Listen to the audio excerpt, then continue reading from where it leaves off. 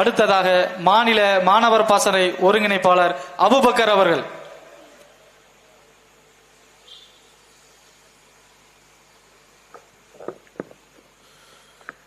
ஈரோடு கிழக்கு இடைத்தேர்தலில்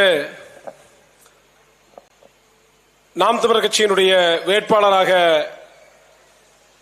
களம் காணக்கூடிய மதிப்பிற்குரிய அக்கா சீதாலட்சுமி அவர்களை ஆதரித்து வெற்றிகரமாக நடைபெற்றுக் கொண்டிருக்கக்கூடிய இக்கூட்டத்திலே கலந்து கொண்டிருக்கக்கூடிய அன்பான நாம் தமிழர் உறவுகளே, இப்பகுதி வாழ் மக்களே, அன்பு தாய் தமிழ் உறவுகளே, உங்கள் அனைவருக்கும் என்னுடைய அன்பும் வாழ்த்துக்களும். அறிவார்ந்த பெருமக்களே, கடந்த 2021 சட்டமன்ற தேர்தலிலே வென்று திமுக தமிழ்நாட்டினுடைய ஆட்சி அதிகாரத்தை பிடித்தது. ஸ்டாலின் முதலமைச்சரானார். சற்றேறக்குறைய 4 ஆண்டுகள் இந்த மண்ணிலே முதலமைச்சராக ஆட்சியை கொடுத்துவிட்டு இன்றைக்கு ஸ்டாலின் மதுரையினுடைய அரிட்டாப்பட்டியிலே பேசும்போது சொல்கிறார், எனக்கு பதவியை பற்றி கவலை இல்லை, என் கவலை எல்லாம் தமிழ்நாட்டு மக்களை பற்றித்தான் என்று வாய்கூசாமல் பேசுகிறார். அறிவார்ந்த பெருமக்களே, கடந்த 4 ஆண்டுகளாக ஸ்டாலின் ஆட்சியிலே நடைபெற்றவற்றை சிறிது அசை போட்டால் தெரியும் இவருக்கு பதவி மீது கவலையா அல்லது தமிழ்நாட்டு மக்களின் மீது கவலையா என்பதை நாம் எளிமையாக புரிந்து கொள்ளலாம். தமிழ்நாடு அரசினுடைய முதலமைச்சராக ஸ்டாலின் பொறுப்பேற்கும் போது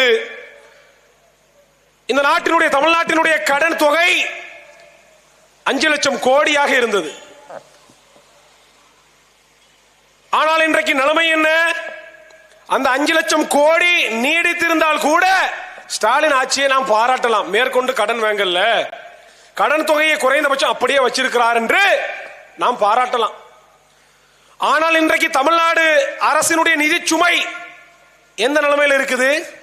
தமிழ்நாடு அரசினுடைய கடன் என்னவாக இருக்குது?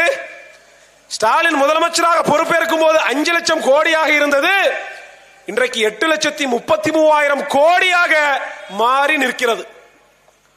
அறிவிச்சத மக்களை, இத்தனை ஆண்டுகளாக சேர்த்து 5 லட்சம் கோடி ஸ்டாலின் ஆட்சியினுடைய இந்த 4 ஆண்டுகளிலே மட்டும் பெறப்பட்ட கடன் தொகை 3,33,000 கோடி. இப்ப மக்கள் மீது உண்மையிலேயே உங்களுக்கு அக்கறை என்றால் இந்த கடன் தொகை எப்படி கூடிச்சு? இந்த 3,33,000 கோடிக்கு மக்களுக்கு என்ன நலத்திட்டத்தை நீங்க செஞ்சீங்க? பள்ளிக்கூடம் கட்டினீங்களா? மருத்துவமனை கட்டினீங்களா? மின்சார வசதியை மேம்படுத்தி கொடுத்தீங்களா? குடிநீர் வசதியை சரியா கொடுத்தீங்களா? தரமான சாலைகளை போட்டீங்களா?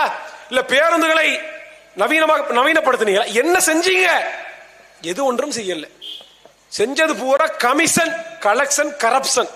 இதை தவிர்த்து ஸ்டாலின் சொல்லிக் கொள்ளும்படியாக செய்த ஒரே ஒரு நல்ல காரியம், கடந்த 4 ஆண்டுகளில் சொத்து வரி 2 முறை உயர்த்தப்பட்டிருக்குது, பத்திரப்பதிவு கட்டணம் உயர்த்தப்பட்டிருக்குது, குடிநீர் கட்டணம் உயர்த்தப்பட்டிருக்குது, மின்சார கட்டணம் அன்பானவர்களே 3 முறை உயர்த்தப்பட்டிருக்குது.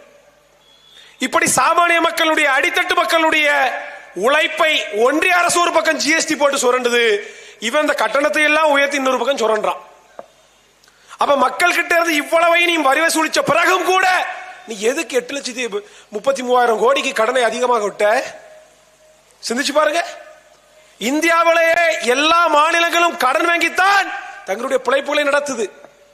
ஆனால் இந்தியாவில் இருக்கக்கூடிய இத்தனை மாநிலங்கள், இதுல முதன்மையாக கடன் வாங்கக்கூடிய மாநிலத்தில் முதல் இடத்துல தமிழ்நாடு அரசு இருக்கு.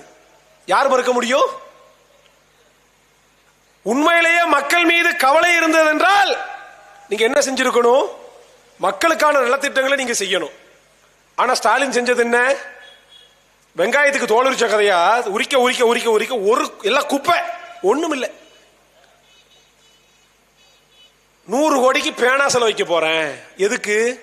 கருணாநிதி பேனா வச்சு எழுதினாராம். அப்ப நாங்களாம் விளக்கு மாத்து வச்சு எழுதணும், வெள்ளரிக்கா வச்சு எழுதிட்டு இருந்தோம்.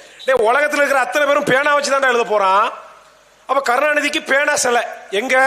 சென்னையினுடைய மெரினா கடை. எத்தனை கோடி? 100 கோடி. ஏன் உங்ககிட்ட காசு இல்லையா?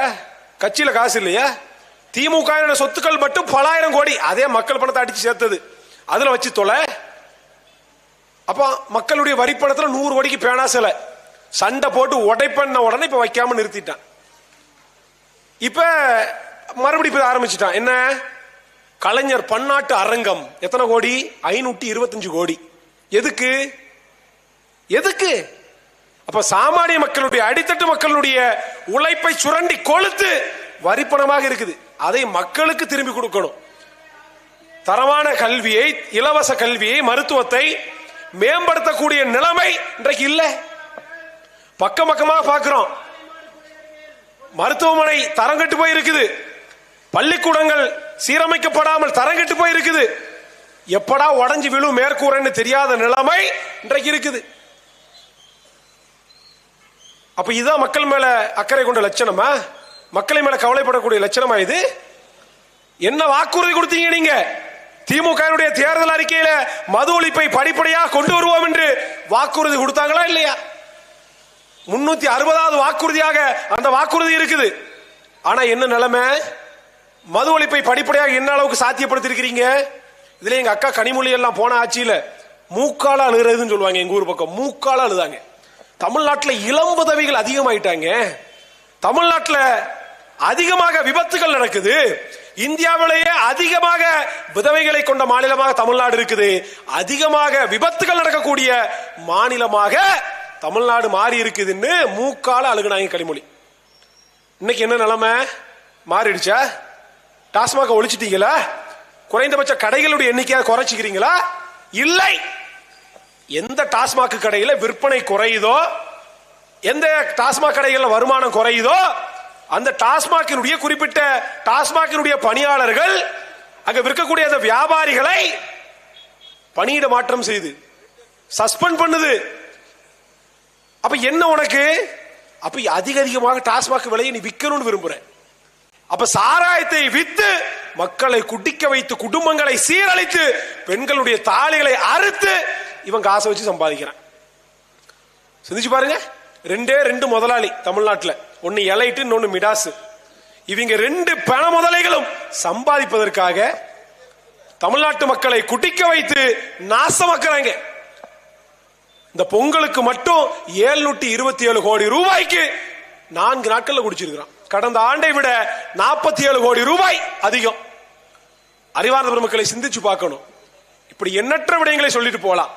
கடந்த காலத்தில் பொங்கல் பரிசு தொகை கொடுக்கணும், 5000 ரூபாய் கொடுக்கணும்னு கேட்டாங்க ஸ்டாலின் எதிர்கட்சி தலைவராக இருக்கும்போது. இன்னைக்கு என்ன நிலைமை? 1000 ரூபாய் கூட கொடுக்கல. கேட்டா நிதிச்சுமை அதிகமா இருக்குது. என்ன நிதிச்சுமை?